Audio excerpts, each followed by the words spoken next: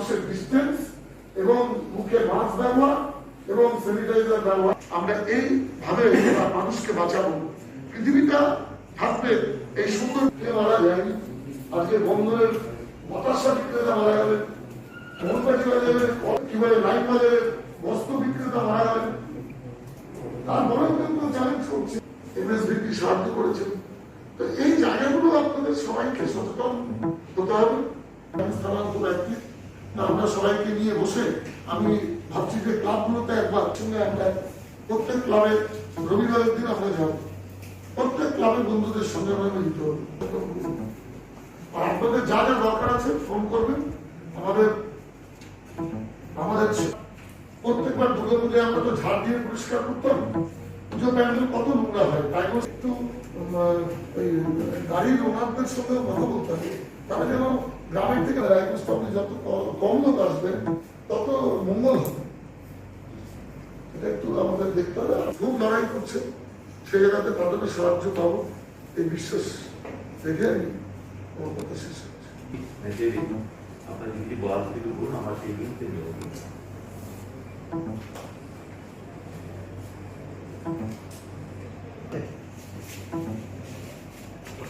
আপনি একটা অঙ্গীকার করুন না, যেবারে আমরা করোনা মুক্ত দুর্গা পুজো করবো। এটা বুঝতে হবে আমরা চিকিৎসকের প্রাণী চিকিৎসা করা ছিল, তাই না? কিন্তু মানুষ না যদি বেশ বন্ধুরা আছে, কেবিল আছে, সবসময় কেবিলের করোনা মোকাবেলায় আপনারা প্রশাসন এবং ক্লাব কর্তৃপক্ষের সঙ্গে আলোচনা করলেন, মূলত কোন কোন বিষয়ের উপর তাদেরকে সতর্ক করলেন? দুর্গা পুজো মানুষের দুর্গোৎসব হয়, একটু দুর্গা পুজোর থেকে দুর্গা পুজোকে নিয়ে একটা উৎসব হয়। তো এই সময়তে বাঙালি এটা সারা বছর ধরে অপেক্ষা করে থাকেন যে দুর্গা পুজো আসছে, দুর্গা পুজো আসছে, সেই জামা কাপড় কেনা, জুতো কেনা থেকে শুরু করে পুজো মণ্ডপে যাওয়া, শপিং করা ইত্যাদি। আমরা লক্ষ্য করে দেখতে পাচ্ছি যে আমাদের কাছে যা স্ট্যাটিস্টিক্স আছে তাতে আগামী দিনগুলো খুব ভয়ঙ্কর হতে পারে যদি না আমরা এখন থেকে সতর্ক হই। আমরা বেশ কিছুদিন যাবত এই আন্দোলনে নেমেছি, যার সাক্ষী আপনারা আছেন, যার সঙ্গী আপনারা রয়েছেন। আপনারা জানেন দুর্গাপুজো নিয়ে যেটা পরিষ্কারভাবে সরকারি নির্দেশ, প্যান্ডেল খোলামেলা রাখতে হবে, 3 দিক খোলা রাখতে বলা হয়েছে, বেরোনো এবং ঢোকা পথ আলাদা করতে হবে, এগুলো সব আপনারা জানেন। মণ্ডপে মাস্ক ছাড়া কাউকে অ্যালাউ করা হবে না, স্ট্রিক্টলি অ্যালাউ করা হবে না, এর মধ্যে কোনো ব্যাপার নেই। ওই জন্য আমরা পুজো কমিটিগুলোকে বলেছি যদি সেরকম আপনারা কিছু ওখানে মাস্ক রাখবেন। অনেক দুর্গা পুজোর সময় এসে দুর্গা ঠাকুর না দেখে চলে গেলে মানুষের মনে দুঃখও হতে পারে, আপনারা ওখান থেকে মাস্ক দিন। আমরা বলেছি যেটা অঞ্জলির ব্যাপারটা আমরা খুব পরিষ্কার ভাষায় বলছি যে পাড়ার পুজো পাড়ায় দেখুন, দয়া করে এবছরটা এটাই করুন। আমি নিজেও রায়গঞ্জের ছেলে, প্রচুর পুজো মণ্ডপ ঘুরে বেড়াতাম, সেটা হবে না এবারে। পাড়ার পুজোটা পাড়ায় দেখুন, এটা আমাদের স্বনির্বন্ধ অনুরোধ। আর বাকি পুজোগুলো আপনাদের মাধ্যমে, কেবলের মাধ্যমে বাড়িতে বসে দেখুন। আসছি। তো এবারে আমরা যেটা বলেছি যে কোনো প্রসেশন করে ঠাকুর নিয়ে আসা যাবে না, বিসর্জনের সময় প্রসেশন করে বিসর্জন দেওয়া যাবে না। আমরা বলেছি যেটা যে এবারে আলোকসজ্জার যে ব্যাপারটা যতটা সম্ভব কম করুন, মানুষের মধ্যে অ্যাট্রাকশানটা কমানো। আমরা আগে প্রত্যেক বছর একটা কম্পিটিশন হতো কে কত ভালো করবে, দয়া করে এবছরে ভালো করুন, সচেতনতামূলক প্রচার করে ভালো করুন পুজোটাকে। জায়গাটা খুব পরিষ্কার, সচেতনতামূলক ব্যাপারটাকে ভালো করে জোর দিন। তার উপরে কিন্তু আমাদের এবছরে প্রাইজ ডিক্লেয়ার করা থাকবে, নিএম সাহেব জানেন, বলেছেন। আমরা বলছি যে প্রসাদ বিতরণটা মণ্ডপ থেকে করবেন না, লোক সংখ্যা বেড়ে যায়। বাড়িতে আপনাদের স্বেচ্ছাসেবকরা সেই প্রসাদ বিতরণ করে আসুক। কোনো সাংস্কৃতিক অনুষ্ঠান করা যাবে না, খুব বেশি হলে পরে, খুব ইচ্ছে করলে পরে পাশে যদি কোনো প্রেক্ষাগৃহ থাকে 100 জনের capacity, not more than 100, social distancing maintain করে যদি করতে পারেন করুন, চেষ্টা করুন সেটাকে অ্যাভয়েড করার জন্য। এছাড়া যেটা আলোকসজ্জাটা আমরা কম রাখতে বলছি, রাস্তা জুড়ে যে গেট হয় প্রত্যেক বছর আপনারা দেখবেন, রাস্তা জুড়ে গেট করে লোকে বলে বেড়ায় যে আমাদের চন্দননগরের লাইটিং আছে, লোকে খুব যাতায়াত করে সেখানে, এটা দয়া করে করবেন না। যতটা সম্ভব জৌলসহীন করে করুন, পুজোটা করুন। সচেতনের মতো ফ্লেক্স আমরা টাঙাতে বলছি বিভিন্ন মণ্ডপে। আমরা বলছি যে সারাদিন ধরে যে মাইকে যে রবীন্দ্রসঙ্গীত আমরা বাড়িতেও শুনি, সব জায়গাতেই শুনি, সারা বছর শুনি, এবছরে সেখানে করোনা নিয়ে আপনারা প্রচার করুন। আমাদের প্রচারের জিনিস আমাদের সিএমএইচ অফিসে থাকবেন। আর বিসর্জনের ব্যাপারটাকে বলে দেওয়া হয়েছে সেটা হচ্ছে যে 3 দিন ধরে বিসর্জনের কথা বলা আছে। একদিনে সব বিসর্জন, যদি যেখানে বেশি ঠাকুর আছে 3 দিন ধরে বিসর্জন করুন, দিনের বেলা বিসর্জন করুন। 8 জন 10 জনের বেশি যেন প্রসেশনে না যায়। এই জায়গাগুলো বুঝতে হবে। যত বেশি আপনারা দেখবেন, আমরা দেখেছি পুজোর সময়তে রাস্তায় প্রচুর ভিড় হয়ে যায়। সেখান থেকেই কিন্তু এই সুপার স্প্রেডারটা বসে আছে, আপনিও চেনেন না তাকে, আমিও চিনি না। সেই জায়গাগুলোকে আনতে হবে। এগুলো যে কয়েকটা খুব মোক্ষম গাইডলাইন, এগুলো করতেই হবে।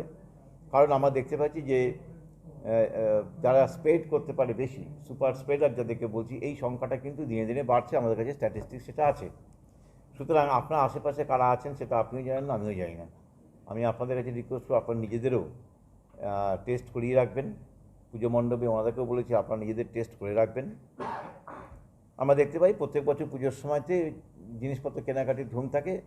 সেই জন্য কয়েকদিন গত সপ্তাহে একটা ইনস্ট্রাকশন পাঠানো হয়েছে সিএমএ সাহেবদের কাছে, ডিস্ট্রিক্ট ম্যাজিস্ট্রেট সাহেবদের কাছে, যে সমস্ত জায়গাতে গ্যাদারিং বেশি হচ্ছে বাজার হাট করবেন নিশ্চয়ই, তাই কিন্তু একটা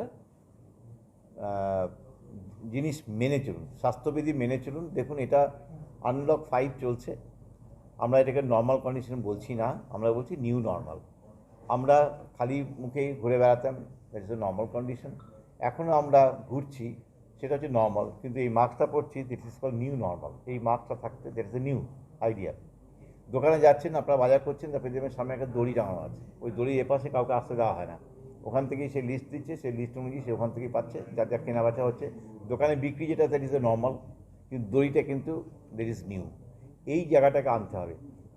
পুজো মণ্ডপে ঠিক সেরকম, আগে উপচে পড়তো ভিড়, এবার ভিড় কমান। আমাদের যে কোনো মূল্যে ওই ভিড়টাকে কমাতে হবে, রেস্ট্রিক্ট করতে হবে। আদারওয়াইজ মানব সভ্যতা, রায়গঞ্জে বলছি, মানব সভ্যতা কিন্তু আঘাত পাবে। এই জায়গাটাকে একটা মাথায় রাখতে হবে। সুতরাং এই জিনিসটাকে আগ্রহ সহকারে ভীষণ রকম দায়িত্বশীলের মতন করে এই জায়গাটাকে কন্ট্রোল করতে হবে। আমি বলেছি যে র্যাপিড টেস্ট করুন যেখানে ভিড় হচ্ছে। আমরা পুজো মণ্ডপে হয়তো র্যাপিড টেস্ট করব না, কারণ ওখানে যদি পজিটিভ হয় আপনারা বুঝতে পারছেন, সেখান থেকে একটা পুজোর ছন্দ কেটে যায়, সেখানে একটু সমস্যা হলেও হতে পারে। কিন্তু এই যে বাজারগুলো হচ্ছে, আমরা কিন্তু এটা অলরেডি বিভিন্ন জেলাতে ইনস্ট্রাকশন দিয়েছি। মালদায় আজকে থেকে শুরু হচ্ছে, বালুঘাটেও আজকে থেকে শুরু হচ্ছে, জলপাইগুড়িতে 2-3 দিন আগে থেকে 4 দিন হয়ে গেল ওখানে চলছে। মানুষ সেটাকে ভালোভাবেই নিয়েছেন। কিন্তু সেটাই আমাদের জেলায় কবে শুরু হবে?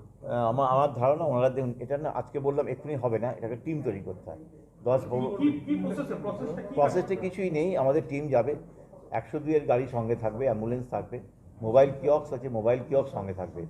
আর যারা ধরুন ল্যাবরেটরি টেকনিশিয়ান যারা একদম তোলেন বা যারা এগুলো নেন, তারা ওখানেই গিয়ে on the spot PPE kit পরে তারা যাবেন। যাদের মুখে মাস্ক থাকবে না, পার্টিকুলার ইনিশিয়ালি আমরা সেটাই করব। তাদের ক্ষেত্রে কিন্তু আমরা সেই সোয়াব কালেকশন করে ওখানেই টেস্ট করব। ওখান থেকেই যদি পজিটিভ পৌঁছে, ওখান থেকেই কিন্তু ওই অ্যাম্বুলেন্সগুলো নিয়ে যাওয়া হচ্ছে ওই কারণে। মানে যাদের মাস্ক থাকবে তাদের টেস্ট করা হবে না, 100 বার করা হবে। কারণ প্রত্যেকটা জিনিসটাকে স্টেপ বাই স্টেপ এগোতে হয়, যেগুলো বুঝতে হবে। আপনি দেখবেন বাজারে যান, আপনি বেশিরভাগই মাস্ক ছাড়া পাবেন, আমরা দেখেছি, এটা আমাদের ধারণা। কিন্তু সববারকে করা হবে। Initially rapid antigen test, at least পজিটিভগুলোকে আমরা আলাদা করি, পজিটিভগুলোকে আমাদের আলাদা করি যাদের কাছ থেকে স্প্রেড হতে পারে। এই হচ্ছে আইডিয়াটা। শুধু আমরা করছি এটা, দোকানদারদেরকে আমরা করব, যেখান থেকে আমি একজন দোকানদার, আমার কাছ থেকে 50 জন কাস্টমার আসছে, আমার কাছ থেকে স্প্রেড করতে পারে।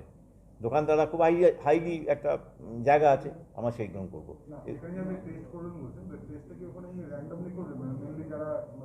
যেখানে ভিড় থাকবে সেখানে করা হবে, এটা খুব পরিষ্কার, আপনারা দেখবেন তাহলে বুঝতে পারবেন।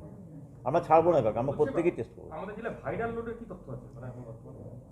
দেখুন, আপনারা জানেন ভাইরাল লোডের তথ্য নিয়ে এই মুহূর্তে আইসিএমআর কোনো প্রোটোকলে নেই, তার জন্য ভাইরাল লোডটা করা হয় না।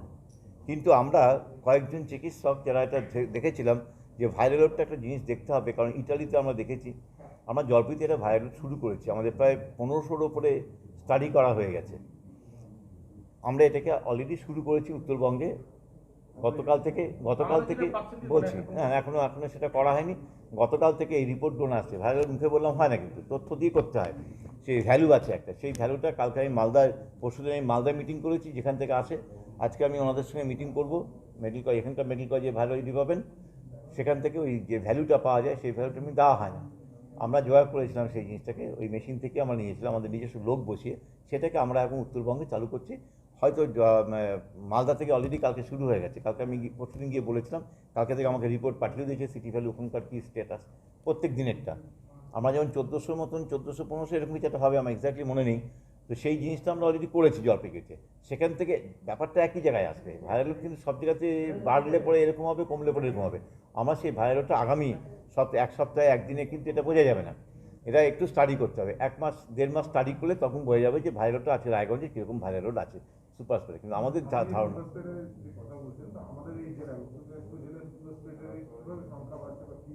এক্স্যাক্টলি আমি সেটা যতক্ষণ পর্যন্ত ভাইরাল লোড আমাদের ক্যালকুলেশন হচ্ছে ততক্ষণ সেটা করা যাবে না। আমরা এটা একটা নোডাল ডিস্ট্রিক্টকে ধরা হয়েছে পশ্চিমবাংলায়, ভারতবর্ষে কোথাও হচ্ছে না এটা। আমরা জলপাইগুড়ি থেকে এটা শুরু করেছি। ওখান থেকে দেখে আমরা দেখতে পাচ্ছি যে ভাইরাল লোড খুব বেশি আসছে, এত পার্সেন্ট 51% পজিটিভ কেসের মধ্যে ভাইরাল লোড বেশি আসছে। সেইটা দেখে আমরা আতঙ্কিত, সেই জন্য আমরা সব জায়গাতে অলরেডি শুরু করতে বলেছি ইউ স্টার্ট। আপনারা দেখবেন 2 সপ্তাহ আমাদের কাছে এই মুহূর্তে যেমন আমার কাছে 5 সপ্তাহ না 6 সপ্তাহ রিপোর্ট আছে, 1.5 মাস 1500 মতন রিপোর্ট আছে। তো সেই জন্য বলছি যে আমরা এখানে করব, আশা করি 4 সপ্তাহ করলে পরে জিনিসটা বোঝা যাবে, ট্রেনটা বোঝা যাবে কী জায়গায় যাচ্ছে আমাদের এখানে কত পার্সেন্টেজ প্রত্যেকটি জেলাতে। সেটা উত্তরবঙ্গের বাকি জেলাগুলো থেকে আমাদের জেলার যে পার্সেন্টেজ মানে রোগীদের সংখ্যাটা কম অন্যান্য জেলা থেকে। তো এটা মানে কি মনে হয় আপনাদের এক্সপিরিয়েন্সের ব্যাপারে? শুনুন, ব্যাপারটা যে এটা খুব পরিষ্কার কথা, এখানে মানে প্রত্যেকটি মানে ওইভাবে তফাৎ করা যাবে না যে ও খারাপ কাজ এ ভালো কাজ করছে তা না। অ্যাজ এ হোল কিন্তু এটা তো শুধু স্বাস্থ্যকর্মীদের ব্যাপার নয়, এটার মধ্যে আপনারাও আছেন। এই যে ভালো রেজাল্টটা পাচ্ছে এটা কিন্তু শুধু স্বাস্থ্যকর্মীদের বা আমাদের ডিএম সাহেব, এসপি সাহেব এরা কারো কৃতিত্ব নেই, কিছু কিন্তু সকলের। আপনারা আছেন, আপনারা প্রচার করছেন, মানুষ কিছুটা হলেও সচেতনতা হয়েছে। ইনিশিয়ালি উত্তর দিনাজপুরে কিছুটা সমস্যা হচ্ছিল, আপনারা জানেন, পার্টিকুলার ইসলামপুরকে নিয়ে। সেই জায়গাতে কিন্তু বারে এই যে আমরা মিটিংগুলো করি, এই বারে এই সচেতনতামূলক ব্যাপার আপনাদেরকে নিয়ে, এবং আপনারা যে বিভিন্ন মিডিয়াতে, আপনারা প্রিন্ট মিডিয়া বলুন, যেখানে কোনো সোশ্যাল মিডিয়াতে কিন্তু আপনারা কিন্তু বরাবর লিখছেন, আমি দেখি, আমি সব ফলো করি। কিন্তু এটার জন্য মানুষ সচেতন হচ্ছে, সচেতনতা হওয়ার ফলেই কিন্তু এই সংখ্যাটা কম, এটা ভাবতেই হবে।